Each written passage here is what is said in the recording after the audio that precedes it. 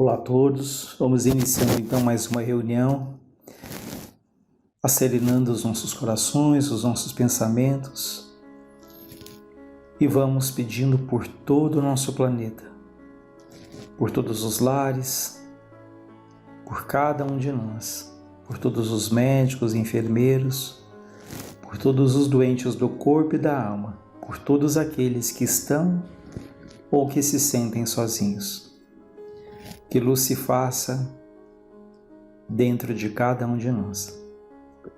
Nós trouxemos hoje mais algumas reflexões do livro Mergulhando no Mar de Amor, que é um livro que fala sobre a vida de Frei Fabiano de Cristo. E no final ali, há meditações que ele fazia constantemente.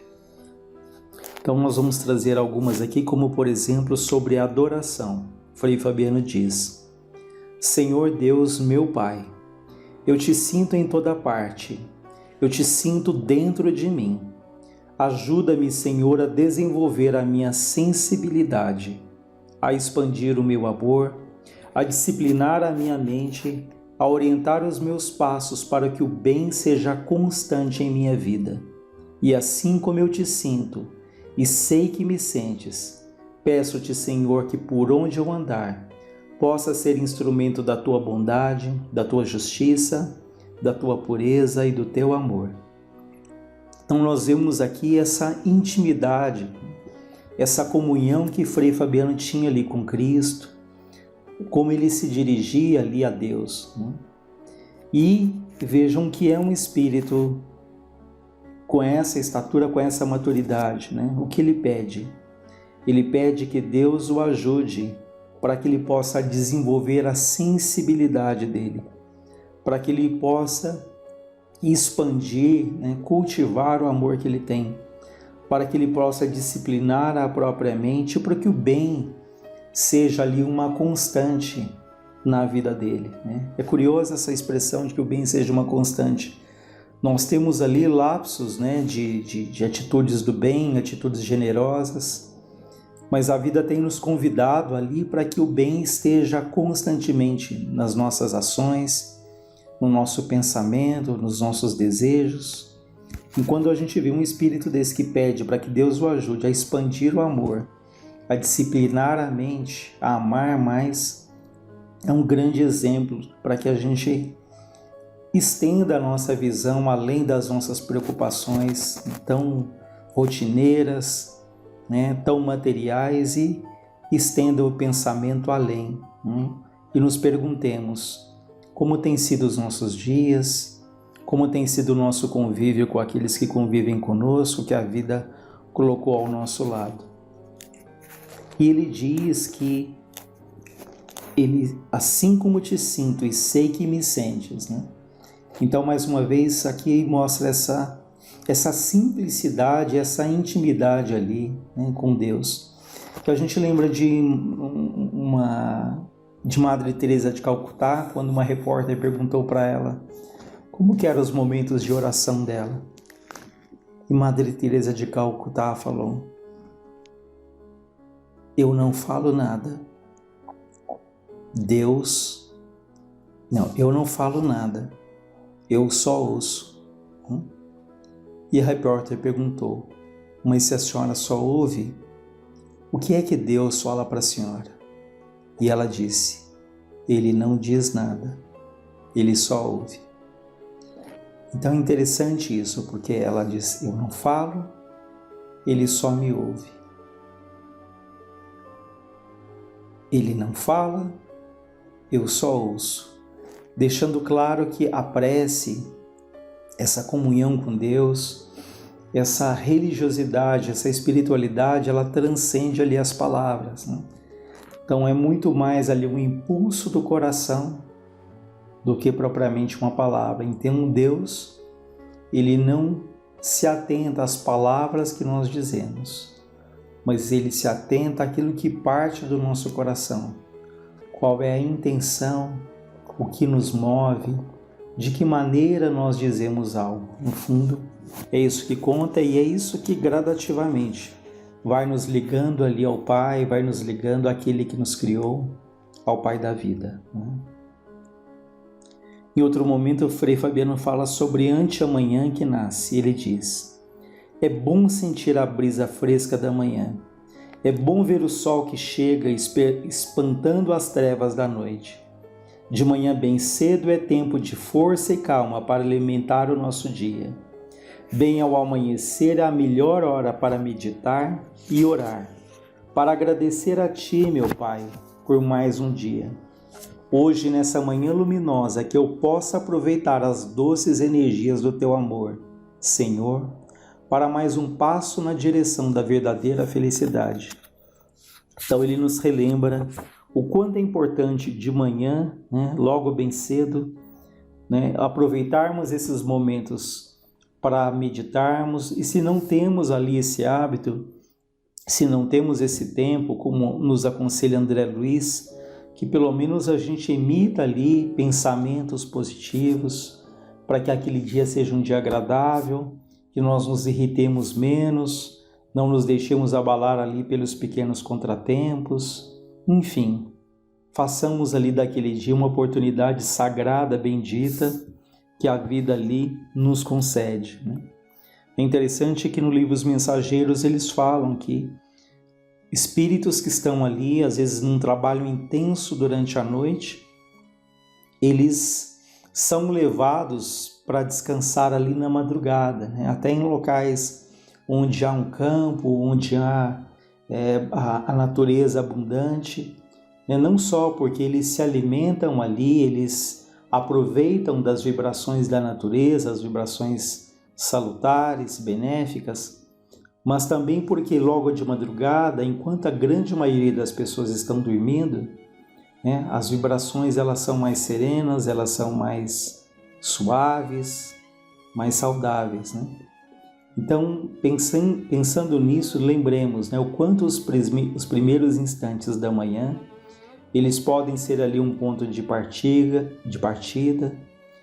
de restauração das nossas próprias forças, nos alimentando na fé, na esperança, na prece, para que esse novo dia que se apresenta ali seja um dia bom, produtivo, que seja um dia que, quando chegarmos ao final, nós possamos olhar para trás e falar: poxa, foi um dia bem vivido, talvez difícil, ou também naturalmente com seus bons momentos, mas acima de tudo foi um dia bem vivido, foi um dia bem aproveitado, com muitos aprendizados. Ele diz a respeito do trabalho: Senhor, eu sei que o trabalho retém o mistério divino da iluminação íntima. Peço-te a dádiva de trabalhar com iluminação espiritual. Quero ser, Senhor, um trabalhador fiel a Ti. Ajuda-me a edificar-me, ensina-me a servir, que o meu trabalho crie simpatia, alegria, saúde, felicidade e amor, fraternidade e bem-estar para todos. Então vejam que ele se coloca ali como um trabalhador, pedindo a Deus que ajude para que esse trabalho crie simpatia, alegria, saúde, felicidade, amor, fraternidade e bem-estar aos outros. Nós podemos ali nos dedicarmos muito a um trabalho ou vários trabalhos, sermos ali voluntários com alto grau de envolvimento, mas a grande pergunta é: como é que nós fazemos o nosso trabalho? Será que esse trabalho ele cria simpatia, ele cria alegria, ele cria fraternidade? Ele ajuda ali no aprendizado de servir alguém?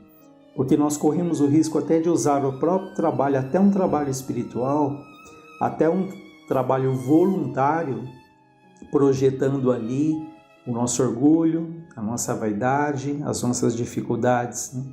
Então, quando a gente ouve esse relato como está aqui de Frei Fabiano, isso nos leva a pensar, o que eu tenho levado junto com o meu esforço, o que eu tenho deixado quando eu saio de um ambiente, quando eu termino ali um trabalho. Será que isso tem criado simpatia, alegria, amor, fraternidade e bem-estar para aquelas pessoas que estão comigo? Eu acho que é uma reflexão bastante interessante que nos lembra Vinícius, quando ele diz: que o mais importante não é a quantidade, mas é a qualidade. Não são as horas mais ou menos que nos dedicamos, mas aquilo que de fato nós plantamos com aquilo que nós fazemos. Então fica aí, acho que uma reflexão bastante interessante de Frei Fabiano. Ele fala também sobre o melhor. Ele diz: o que há de melhor em mim é a centelha divina. O que há de melhor em todos os homens é a centelha divina. Não tenho, portanto, qualquer motivo para me sentir melhor ou pior do que qualquer criatura. Nada pode justificar orgulho ou desprezo. Vejam que interessante, vale a pena repetir. O que há de melhor em mim é a centelha divina. O que há de melhor em todos os homens é a centelha divina. Não tenho, portanto, qualquer motivo para me sentir melhor ou pior do que qualquer criatura. Então vejam que isso é a verdadeira humildade, isso é a verdadeira dignidade, né? Em que nós reconhecemos dentro de nós ali a centelha divina, que somos filhos de Deus, criados à imagem e semelhança, mas nós também reconhecemos no outro que também ele é filho de Deus, que ele também tem ali os seus anseios, as suas lutas, né? Que somos todos ligados. Então, quando ele diz que nós não temos nenhum motivo para nos sentirmos melhor, mas não temos nenhum motivo para nos sentirmos pior do que ninguém. Olha aqui como é profunda uma frase tão simples.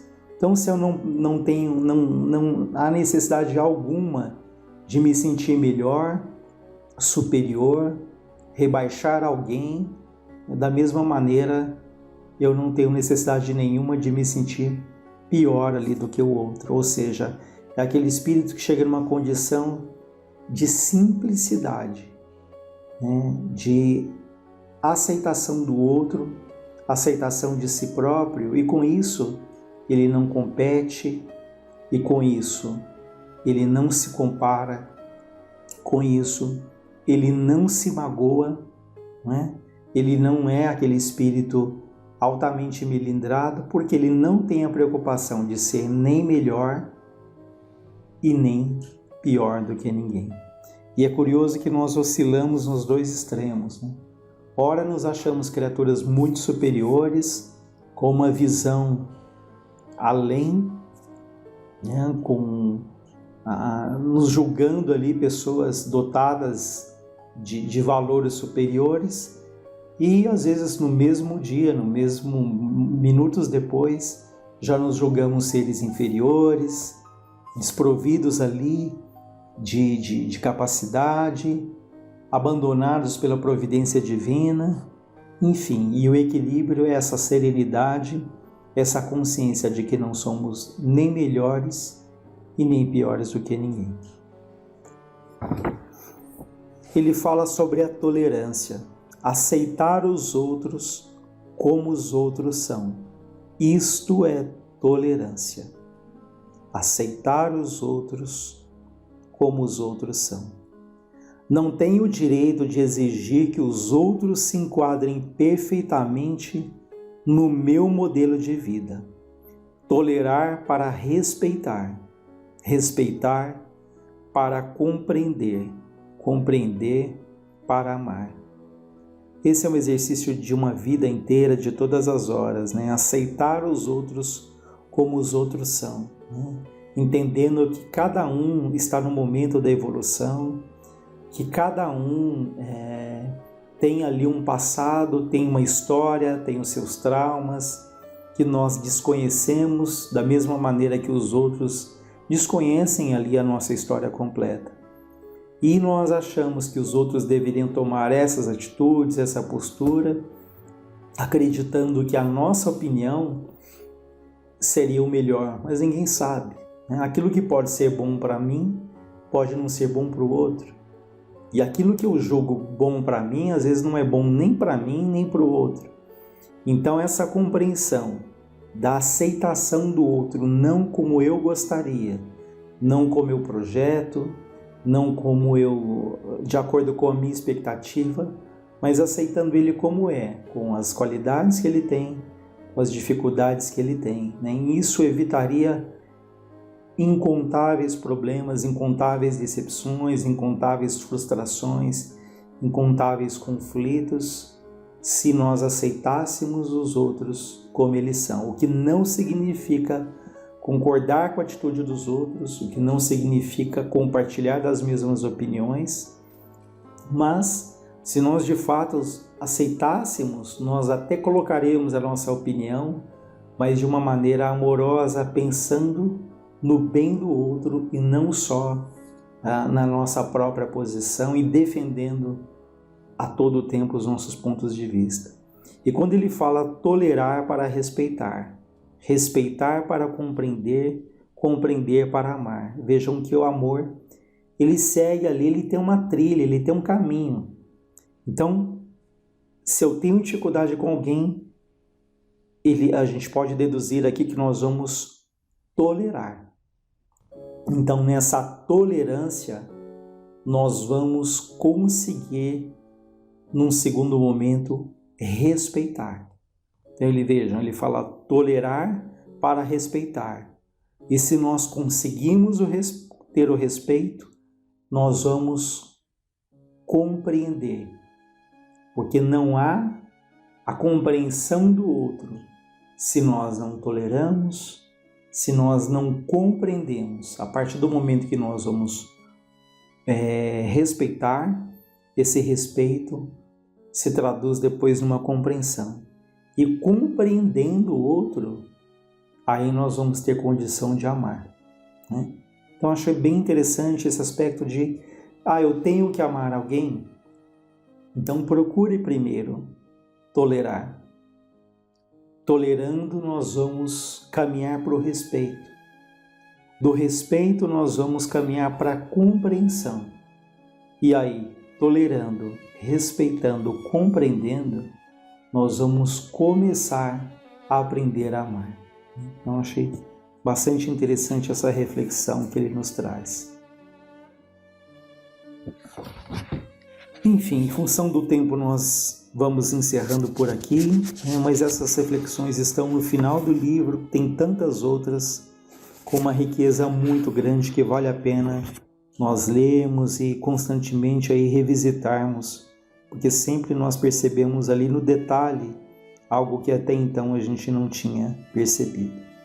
Então que Deus nos ampare, nos fortaleça e que os nossos pensamentos estejam sempre unidos ao bem. Graças a Deus, graças a Jesus.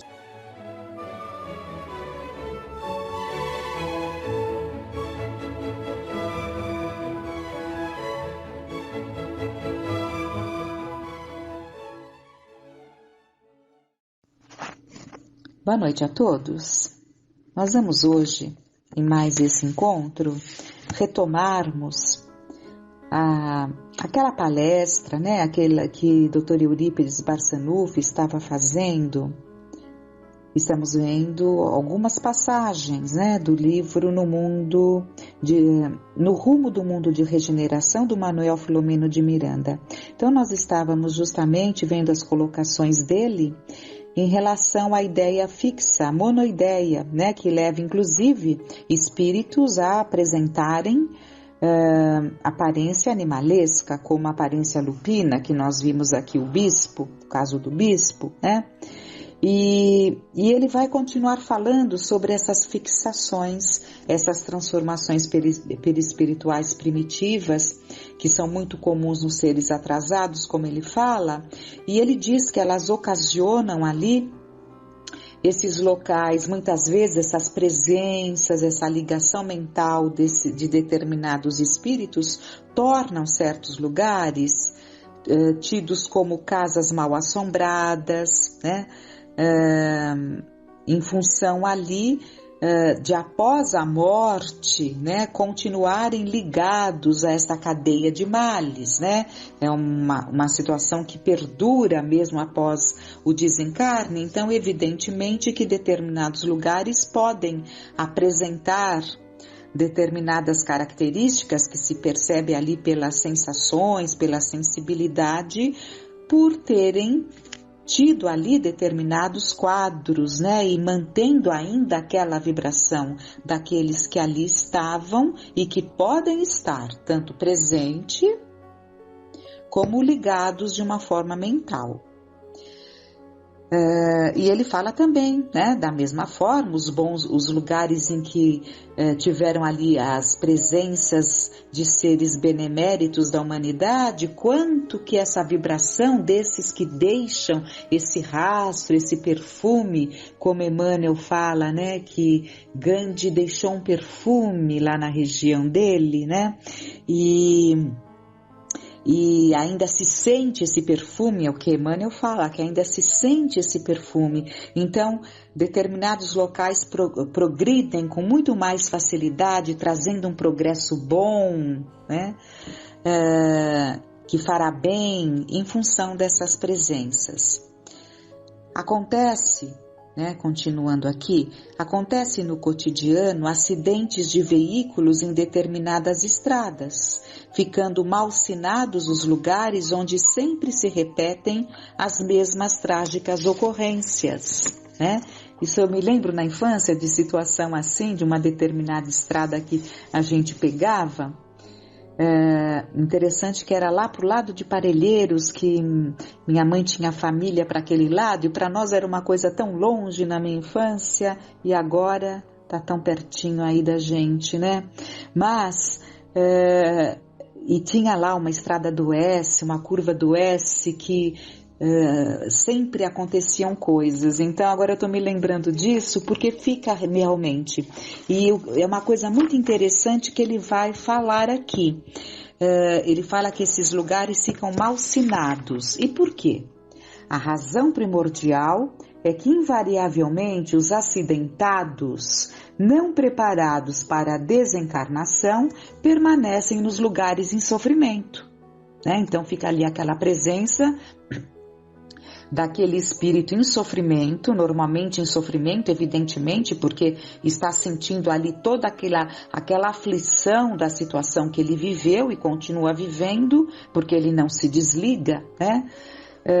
E muitas vezes agredidos por espíritos desditosos, e criam-se psicosferas sombrias que aturdem outros viajantes descuidados ou invigilantes. Então acaba proporcionando uma facilidade para que ocorram outros acidentes em determinados locais. E ele vai citar outras coisas que nos mostram as consequências das ideias fixas. O apego exagerado aos bens materiais, residências, joias, pertences e mesmo pessoas por afeto doentio normalmente induz o espírito que assim procede a manter a ideia da posse alucinada, rebelando-se e atacando todos aqueles que inadvertidamente se interessam pelas suas propriedades. Então, aqueles tão apegados ali às suas coisas que mesmo desencarnados permanecem ali. Muitas vezes nem se dão conta, porque nem querem se dar conta de que estão desencarnados e continuam presos àquela casa, aqueles pertences que lhe foram tão caros, que foi um apego exagerado que cultivado durante a vida, e não se afastam do ambiente, prejudicando aqueles que permanecem ou venham a permanecer e até a se utilizar daquelas coisas, né? E temos muitos relatos nesse sentido. De grande benefício é a oração, que beneficia aquele que se envolve nas suas vibrações formosas, como aqueles outros que se acercam com sentimentos negativos e inamistosos. Então é sempre a vibração amorosa para ir diluindo,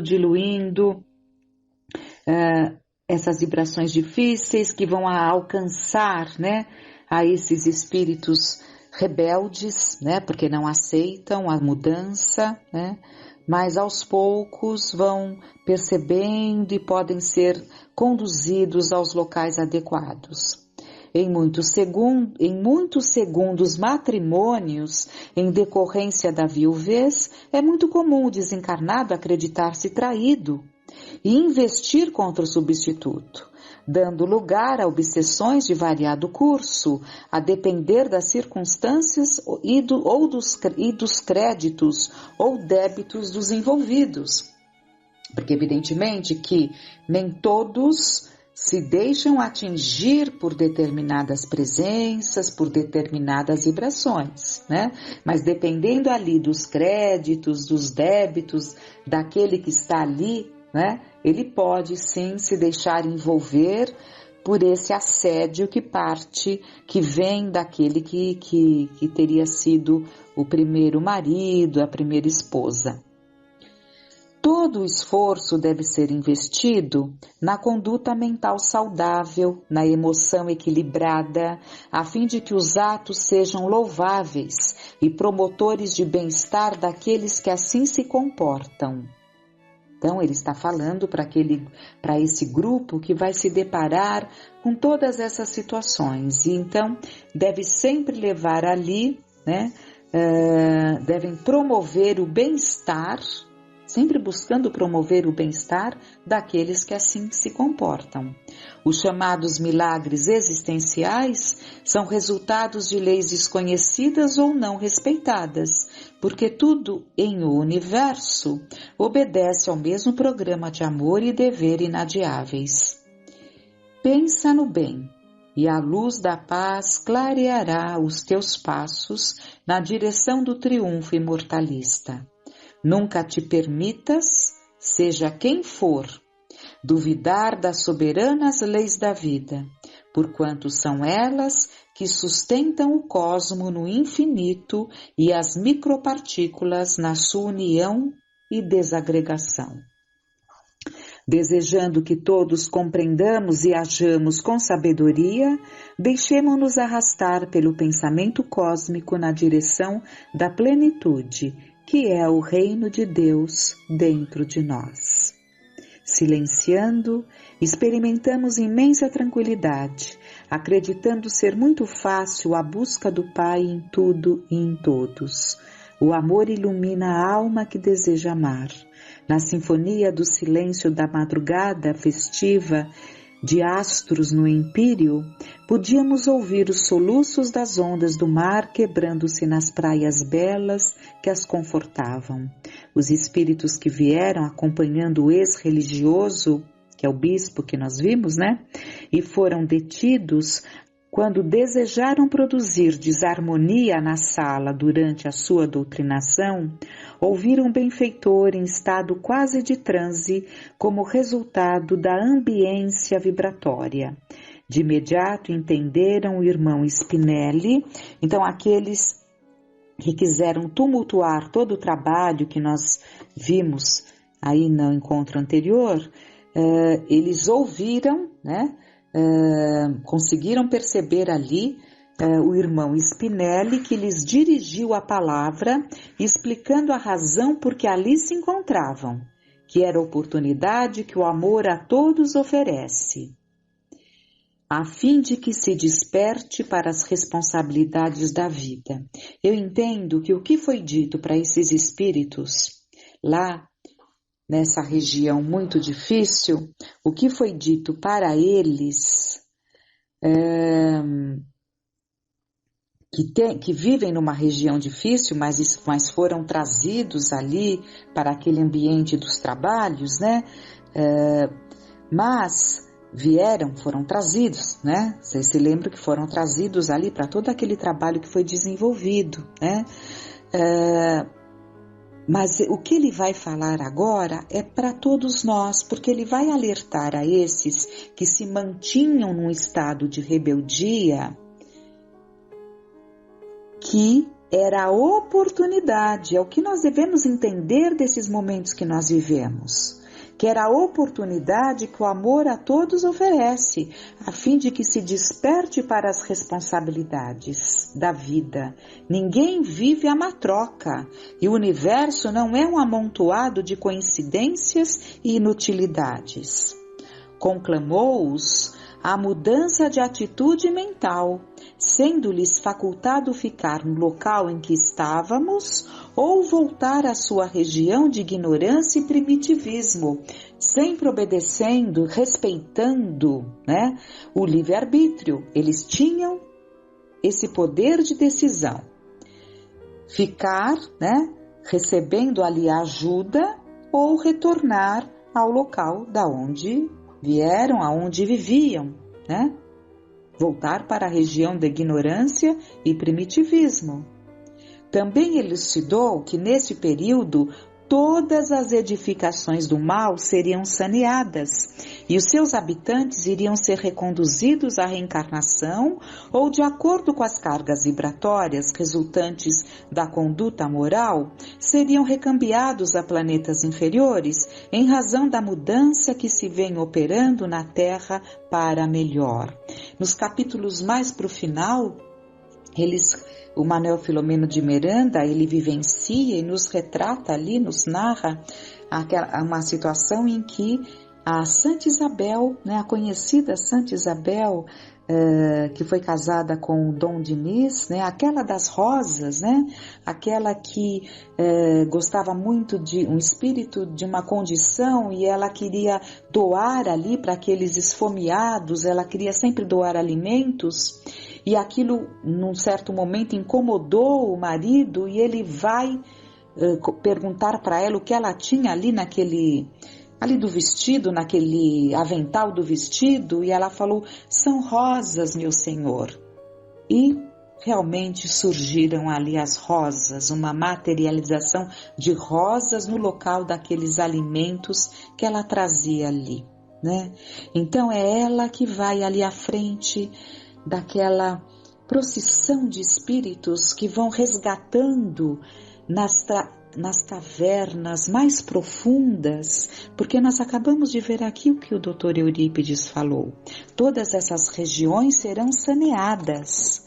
Então, esse processo de separação do joio do trigo, ele não se dá só entre quem está encarnado e retorna e decide lá a situação, uma separação do joio do trigo, digamos assim, simbolicamente. Se dá no plano espiritual, Eles terão a oportunidade de preparar-se, se tiverem a boa vontade, para uma nova encarnação, ou já serem recambiados. Essas regiões, essas cidades que se formam nessas regiões cavernosas, elas serão levadas, transportadas, com todos aqueles que permanecerem presos a este quadro, portanto, não podendo mais continuar na Terra. São esses estudos, são essas colocações que fazem com que nós confiemos nessa transição. Porque quando nós olhamos ao nosso redor, a impressão que nós temos, porque nós só temos olhar para isso, é o que nos chega, na verdade, numa avalanche de acontecimentos, é percebermos que não há solução, Mas há um trabalho imenso e ninguém precisa ensinar a Deus. Deus está no comando e determinou a Jesus como mestre, como coordenador de todos esses trabalhos que estão sendo feitos, que têm sido feitos, e haverá sim essa mudança, Então essas cidades, é o que está dito aqui, serão saneadas e os seus habitantes serão reconduzidos à encarnação ou, de acordo com as cargas vibratórias resultantes da conduta moral, porque muitos já não terão oportunidade de voltar à Terra, Vocês viram aqui, de acordo com as cargas vibratórias resultantes da conduta moral, seriam recambiados a planetas inferiores. Então, muitos já não voltarão. Quem voltará? Aqueles que já se mostram propensos ao bem. né? E entre esses todos, muitos se mostram arrependidos, muitos percebem o quanto tempo perderam ali presos, até a processos de subjugação, né? Que acabaram sendo vítimas e se dão conta disso. Então, muitos desses têm condição de vir, né? E continuar a sua trajetória aqui na Terra. Todos terão, continua o Dr. Eurípides, oportunidade de ascender, de prosseguir ou de permanecer nos estados emocionais que lhes pareçam melhores. A sua opção, encaminhá-los às organizações encarregadas da imensa tarefa de transferência residenciais.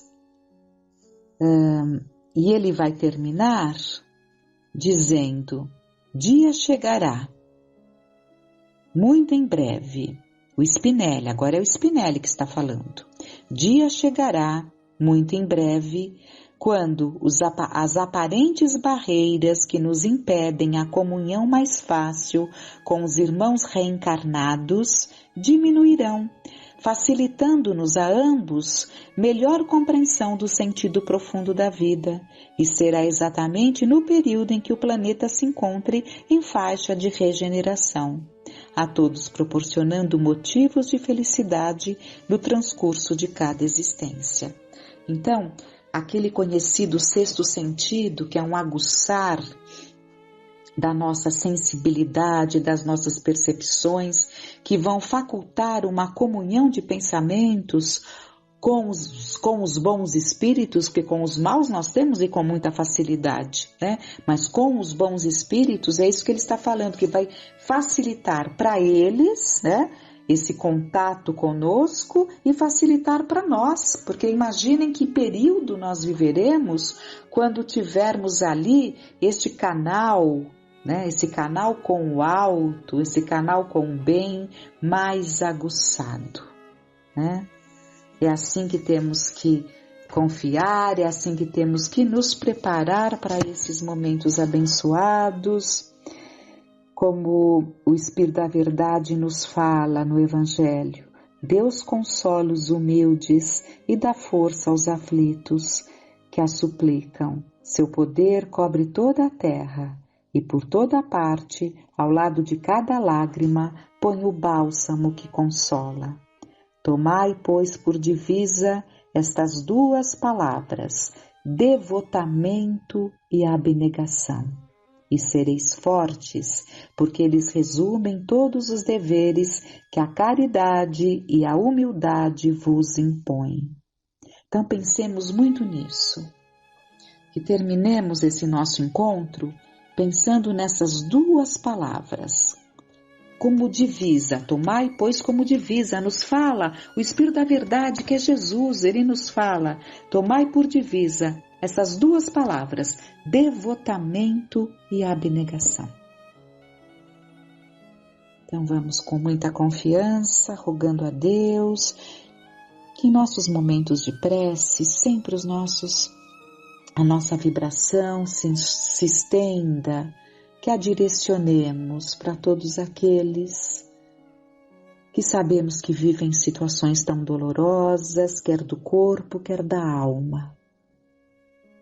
Permita, meu Pai, que de alguma forma possamos emitir a vibração que alcança, a vibração que consegue de alguma forma, junto de todas as outras, nessa comunhão de pensamentos amorosos, alcançar todos aqueles, todos, são tantos que evidentemente que nem todos estão, não é possível estarem nos nossos pensamentos, mas estão gravados em nós, porque em algum momento nós já elevamos uma prece por eles, nós já vibramos por eles, nós já pensamos neles.